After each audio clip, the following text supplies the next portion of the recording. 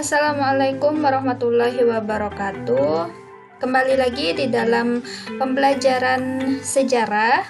Semoga kita selalu dalam keadaan sehat dan selalu diberkahi umur yang panjang. Nah, dalam kesempatan kali ini, Ibu akan menjelaskan mengenai pengertian sejarah dan konsep manusia, ruang, dan waktu. Jadi, setelah kemarin kita Zoom, kemudian ada beberapa materi atau judul-judul besar yang disampaikan berkaitan dengan pembelajaran yang akan disampaikan selama satu semester. Maka materi yang pertama yang akan diberikan yaitu berkaitan dengan pengertian sejarah dan konsep manusia, ruang, dan waktu, di mana pengertian sejarah ini sangat penting untuk kalian ketahui, walaupun Ibu yakin kalian sudah memahami dan mengenal berkaitan tentang apa itu sejarah dan apa sih pengertian sejarah menurut kalian dan mungkin secara umum, yang kemudian nanti akan digabungkan dengan konsep manusia, ruang, dan waktu. Oke, selanjutnya, sekarang apa sih yang dimaksud dengan sejarah atau history? Nah, sejarah ini berasal dari bahasa Arab, di mana bahasa Arabnya adalah syajarotun. Maksudnya berasal dari bahasa Arab yang artinya itu adalah syajarotun, di mana bahasa Indonesianya artinya adalah pohon. Nah, sekarang kenapa sejarah itu selalu diidentikan dengan pohon?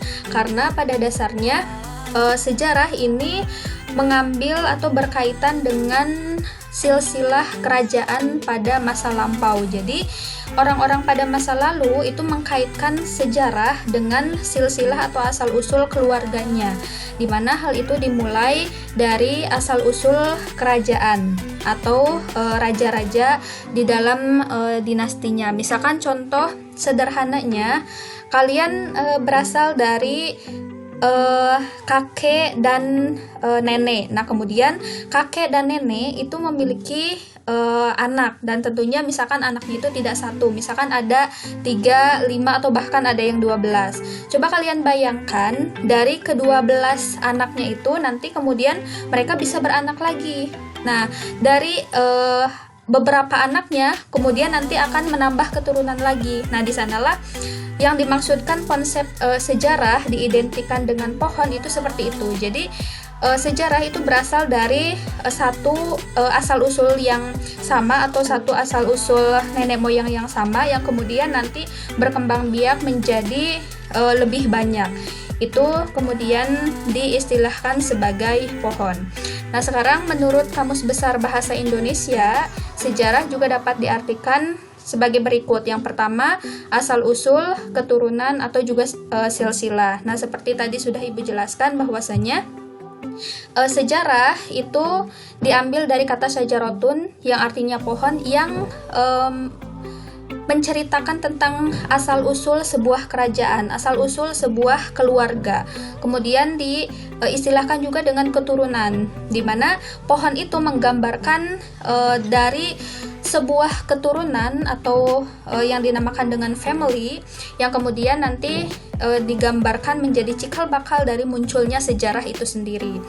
Kemudian menurut KBBI, yang kedua, sejarah adalah kejadian atau peristiwa yang benar-benar terjadi pada masa lampau, riwayat atau tambo. Nah, sekarang kita garis bawah ini. Kenapa bisa sejarah itu diistilahkan sebagai peristiwa yang benar-benar terjadi? Karena pada dasarnya sejarah itu mengambil dari peristiwa yang benar-benar ada gitu. Jadi peristiwa sejarah itu tidak bisa digambarkan sebagai sesuatu yang tidak pernah terjadi atau tidak pernah ada, karena akan dikatakan sebagai sejarah atau peristiwa sejarah ketika memang peristiwanya itu benar-benar ada berdasarkan fakta, ada tanggalnya, ada tempatnya, ada waktunya, dan juga ada manusianya atau sebagai pelaku sejarah. Makanya di sini di dalam Kamus Besar Bahasa Indonesia mengistilahkan bahwa sejarah itu adalah peristiwa yang benar-benar terjadi. Jadi harus sesuai dengan fakta atau kenyataan. Kemudian yang ketiga, pengetahuan atau uraian tentang kejadian atau peristiwa yang benar-benar terjadi pada masa yang telah lampau. Nah, ini tidak jauh berbeda, bahwasanya sejarah itu adalah peristiwa yang benar-benar terjadi pada masa lampau. Nah, sekarang menurut Herodotus. Nah, kenapa Herodotus itu dikatakan sebagai bapak sejarah? Nah, ternyata Herodotus ini merupakan salah seorang filsuf atau ahli filsafat yang berasal dari Yunani, dan dia merupakan sejarawan pertama.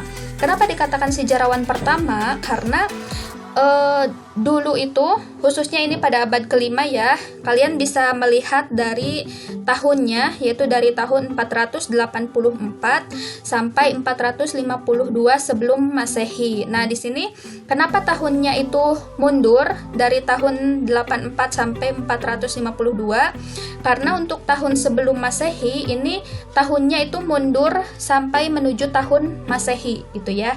Makanya penulisan angkanya seperti ini. Dan Herodotus ini hidup pada abad kelima sebelum Masehi, dan dia dikatakan sebagai sejarawan pertama yang muncul dari Yunani ketika itu. Nah, ternyata sejarahnya atau kisahnya dulu kenapa bisa dikatakan sejarawan pertama, bahwa Herodotus ini ketika masa peradaban Yunani ada yang dinamakan dengan perang Sparta. Dan ketika itu orang-orang Sparta yang berasal dari Yunani itu berperang dengan orang-orang Persia. Nah, kemudian kejadian peperangan antara orang-orang Sparta, antara masyarakat Sparta dengan dengan orang-orang Persia itu dituliskan kembali oleh Herodotus.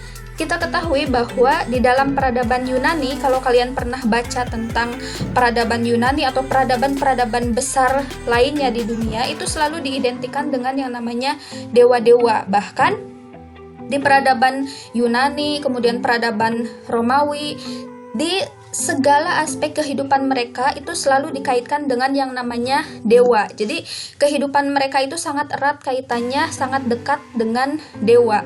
Tapi Herodotus di sini ketika melakukan penelitian sejarah, dia itu menulis sesuai dengan fakta atau kenyataan tanpa mengkaitkan dengan sesuatu hal yang di luar nalar. Walaupun ketika itu memang Yunani selalu diidentikan dengan yang namanya mitos atau mitologi ataupun dengan dewa-dewa. Tapi di sini Herodotus itu menuliskan sejarah secara sistematis, secara runtut.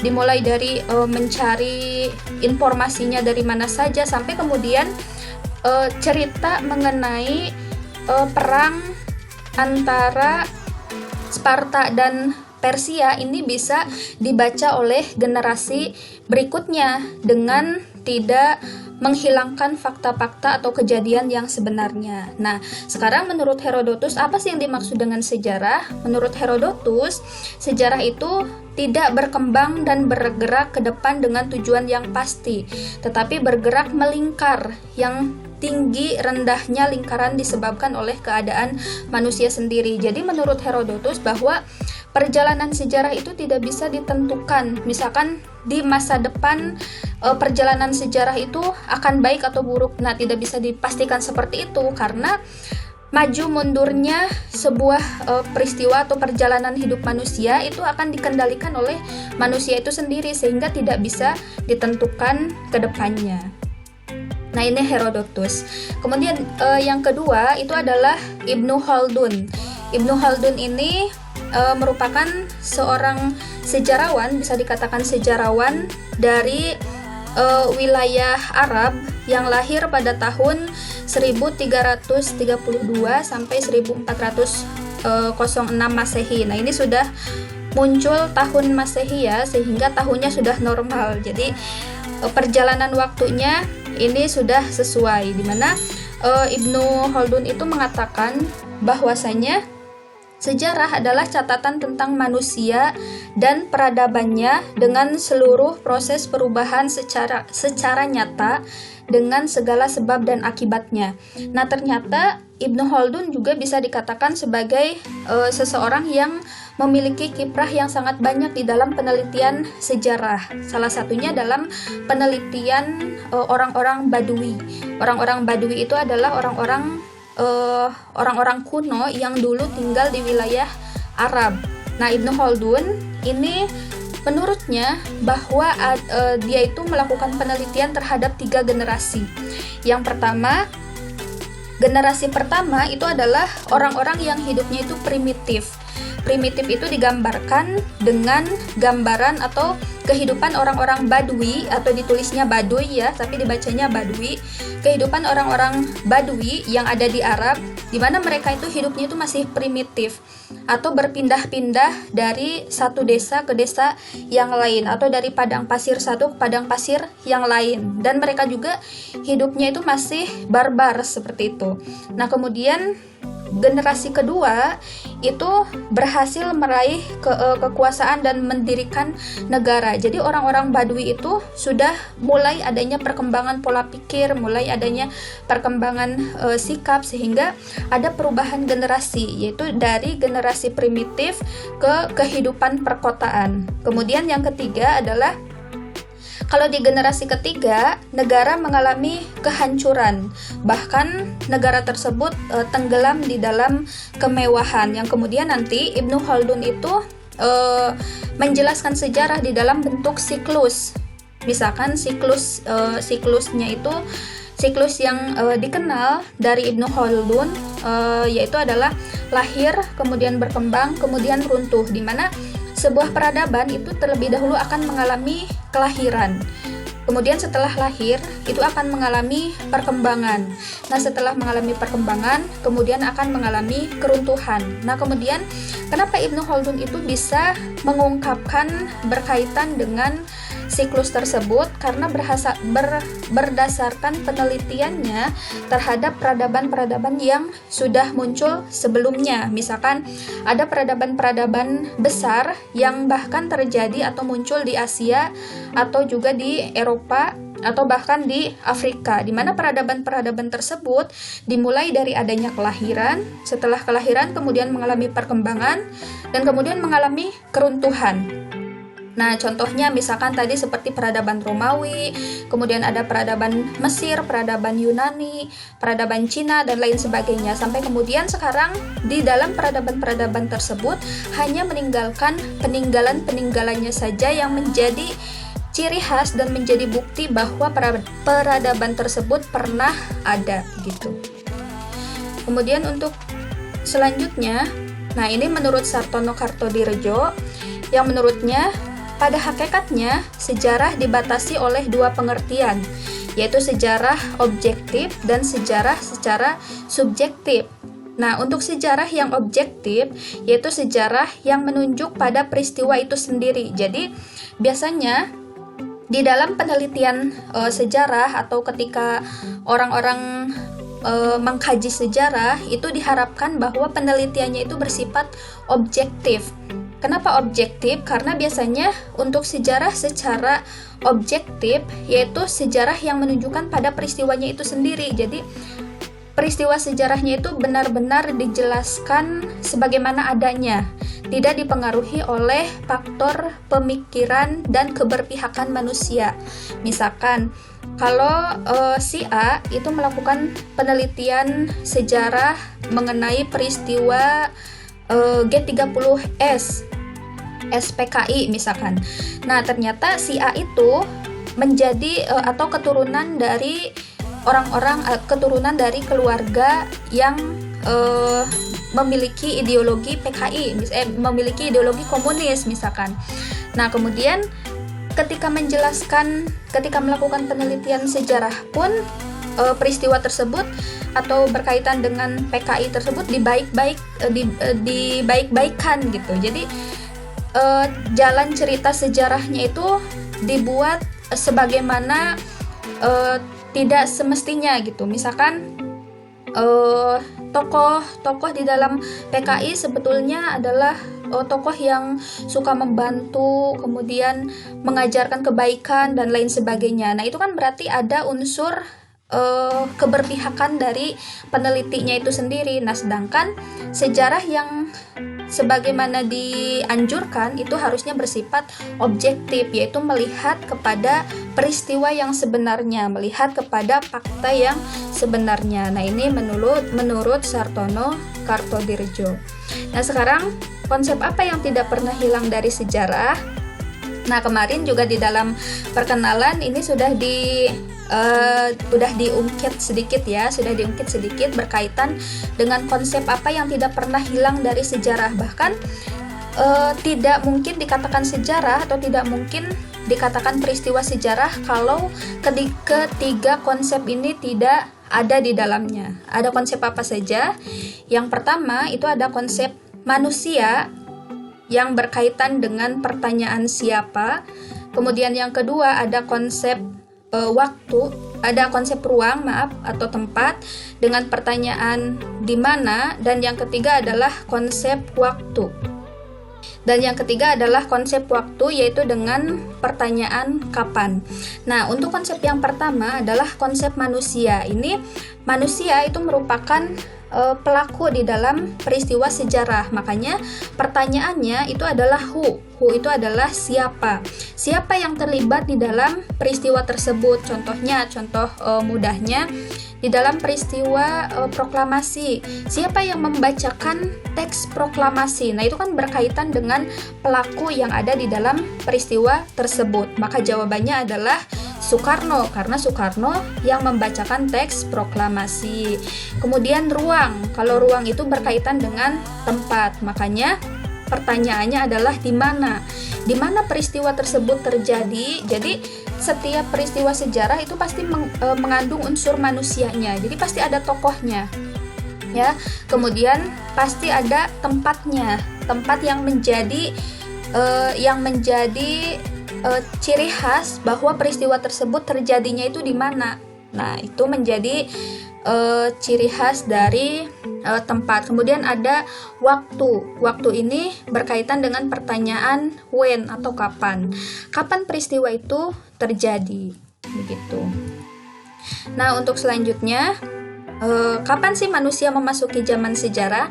Nah, berkaitan dengan konsep manusia, kapan sih kita memasuki zaman sejarah? Nah, berarti kan kalau kita memasuki zaman sejarah, sebelumnya ada yang dinamakan zaman prasejarah. Nah, ternyata istilah sejarah itu selalu diidentikan dengan yang namanya tulisan, ya, selalu diidentikan dengan yang namanya tulisan. Berarti ketika disebut zaman prasejarah, berarti zaman sebelum mengenal tulisan.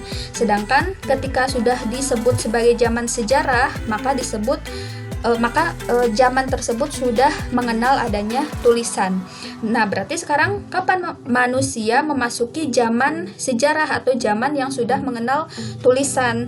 Nah, untuk jawabannya silahkan kalian nanti dituliskan di bagian penugasan, ya. Ini untuk pertanyaan yang pertama. Kapan sih manusia memasuki zaman sejarah? Dan silahkan kalian tuliskan waktunya, dan kemudian alasannya mengapa di zaman tersebut Indonesia sudah memasuki zaman sejarah. Ini khususnya di Indonesia, ya, karena kita sekarang hidup di Indonesia, jadi supaya mudah untuk dianalisisnya. Untuk selanjutnya, keterkaitan manusia dalam perubahan dan keberlanjutan. Nah, konsep yang pertama adalah konsep perubahan. Perubahan ini dapat dikatakan sebagai gejala yang biasa terjadi dalam kehidupan masyarakat manusia. Jadi, kehidupan manusia itu pasti mengalami perubahan. Tapi, perubahannya itu perubahan secara cepat atau perubahan secara lambat. Jadi, memang pada dasarnya di dalam kehidupan manusia itu pasti mengalami perubahan. Sama halnya di dalam sejarah, karena sejarah itu selalu identik dengan kehidupan manusia. Jadi pasti di dalam sejarah manusia pun pasti mengalami perubahan. Tapi perubahannya itu berjalan ke arah yang baik atau berjalan ke arah yang buruk, di mana perubahan ke arah yang lebih baik itu dinamakan dengan progres, sedangkan perubahan ke arah yang buruk itu dinamakan dengan regres gitu ya. Itu ada dua konsep yang berbeda. Kemudian sekarang berkaitan dengan keberlanjutan bahwasanya dalam mempelajari sejarah, rangkaian peristiwa yang ada merupakan peristiwa yang berkelanjutan. Kehidupan manusia pada saat ini pun merupakan mata rantai dari kehidupan pada masa lampau, sekarang, dan masa yang akan datang. Jadi pada intinya, kehidupan manusia berkelanjutan itu dari masa lampau, kemudian masa sekarang, dan masa yang akan datang itu saling berkesinambungan. Bahkan di dalam peristiwa sejarah pun antara peristiwa satu dengan peristiwa yang lain itu berkelanjutan gitu. Jadi memiliki keterkaitan satu sama lain. Bahkan ini menurut Ruslan Abdul Ghani mengatakan bahwasanya sejarah dapat diibaratkan sebagai penglihatan 3 dimensi, yaitu penglihatan masa silam, masa sekarang, dan masa yang akan datang. Jadi pada dasarnya masa lampau itu tidak bisa dihilangkan dari kehidupan kita gitu, karena kehidupan kita pada masa sekarang itu tidak terlepas dari kehidupan masa lalu, dan kehidupan kita di masa yang akan datang itu tidak terlepas dari usaha kita pada saat ini gitu ya. Kemudian konsep waktu menurut Kunto Wijoyo bahwa konsep waktu itu terdiri dari 4 bagian. Yang pertama adalah perkembangan, kemudian yang kedua adalah kesinambungan, yang ketiga adalah pengulangan, dan yang keempat adalah perubahan. Nah, yang pertama, perkembangan. Disebut akan mengalami perkembangan apabila dalam kehidupan masyarakat terjadi gerak secara berturut-turut dari bentuk yang satu ke bentuk yang lain, di mana perkembangan ini terjadi biasanya dari bentuk yang sederhana ke bentuk yang lebih kompleks. Jadi contohnya di dalam perkembangan ini adalah perkembangan sebuah kota. Misalkan perkembangan dari Amerika Serikat. Jadi awalnya orang-orang Amerika itu tinggal di kota-kota yang sangat kecil. Nah, kemudian dengan adanya perkembangan zaman, kemudian mereka hidup dari kota-kota kecil itu berubah menjadi kota-kota besar. Nah, berarti ada konsep perkembangan atau manusianya sendiri yang mengalami perkembangan sehingga berpengaruh terhadap kehidupan mereka. Kemudian yang kedua adalah kesinambungan. Kesinambungan ini terjadi bila suatu masyarakat baru hanya melakukan adopsi terhadap lembaga-lembaga yang lama. Contoh kecilnya adalah misalkan pada masa kolonial, kebijakan pemerintah kolonial itu mengadopsi kebiasaan-kebiasaan lama, antara lain dalam menarik upeti raja taklukan Belanda meniru raja-raja pribumi. Nah, ini biasanya untuk konsep kesinambungan itu ada aktivitas-aktivitas yang dilakukan oleh masyarakat sebelumnya kemudian dilakukan kembali oleh masyarakat berikutnya. Nah, ini contohnya yaitu ketika masa pemerintahan Belanda, bahwa Belanda ketika itu menarik pajak dari masyarakat Indonesia, di mana kegiatan tersebut juga dilakukan oleh kerajaan-kerajaan pada masa sebelumnya. Contohnya pada masa Hindu-Buddha ataupun Islam, di mana raja-rajanya itu memungut pajak kepada masyarakat. Nah, ini konsep kesinambungan ini atau konsep pemberlakuan pajak ini kemudian diberlakukan kembali ketika masa pemerintahan Belanda di Indonesia. Kemudian konsep yang ketiga adalah konsep pengulangan. Nah, akan dikatakan pengulangan apabila peristiwa yang pernah terjadi di masa lampau kemudian terjadi lagi pada masa berikutnya. Misalkan ketika kejatuhan Presiden Soekarno dengan Soeharto, di mana Soekarno dengan Soeharto itu kan memiliki waktu yang berbeda, tapi konsep penurunan kedua presiden tersebut dilakukan dengan hal yang sama, yaitu dengan dilakukannya demonstrasi. Misalkan ketika masa Soekarno itu kan diturunkan dengan adanya demonstrasi.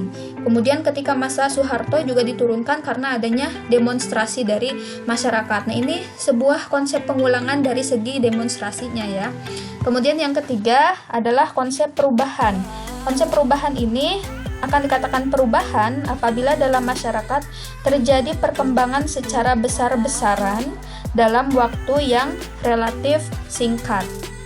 Ya, contohnya dari perubahan ini misalkan berkaitan dengan gerakan nasionalisme di Indonesia. Jadi yang pada awalnya masyarakat Indonesia itu kan dijajah oleh orang-orang Belanda. Nah, kemudian dengan adanya gerakan nasionalisme di Indonesia ini kan berarti menunjukkan bahwa adanya perubahan di dalam diri masyarakat Indonesia berkaitan dengan ideologi, di mana mereka menginginkan adanya perubahan hidup yang berbeda ketika masa pemerintahan Belanda dengan kehidupan yang baru yang lebih bebas contohnya. Oke, untuk selanjutnya adalah keterkaitan sejarah manusia pada masa lampau untuk masa kini. Nah, ini menurut Cicero mengatakan bahwasanya barang siapa yang tidak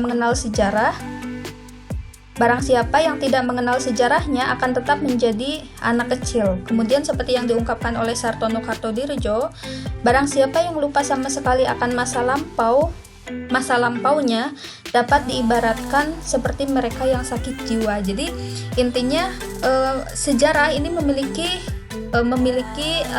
arti yang sangat penting di dalam kehidupan manusia, sampai kemudian kedua tokoh ini menyatakan bahwa ketika kita lupa akan sejarah kita sendiri, maka akan diistilahkan atau dikatakan sebagai anak kecil atau bahkan orang yang sakit jiwa, di mana mereka tidak mengenal sejarahnya, seperti itu. Nah, sekarang tugasnya dari setelah tadi dijelaskan oleh Ibu berkaitan dengan pengertian dan 3 konsep penting di dalam sejarah. Nah, sekarang carilah contoh lain dari konsep-konsep di bawah ini. Nah, konsep-konsep ini seperti yang tadi menurut Ruslan Abdul Ghani ya, dimana menurut Ruslan Abdul Ghani ini kan konsep keberlanjutan ini terdiri dari 4 bagian, ada perkembangan, kesinambungan, pengulangan, dan juga perubahan. Nah, jadi kalian silahkan cari contoh lain berkaitan dengan 4 konsep waktu ini ya. Nanti dikumpulkan di GCR dengan batas waktu yang sudah ditentukan di dalamnya. Oke, tetap semangat. Semoga kalian selalu sehat, jaga kesehatan, dan tetap semangat. Terima kasih. Wassalamualaikum warahmatullahi wabarakatuh.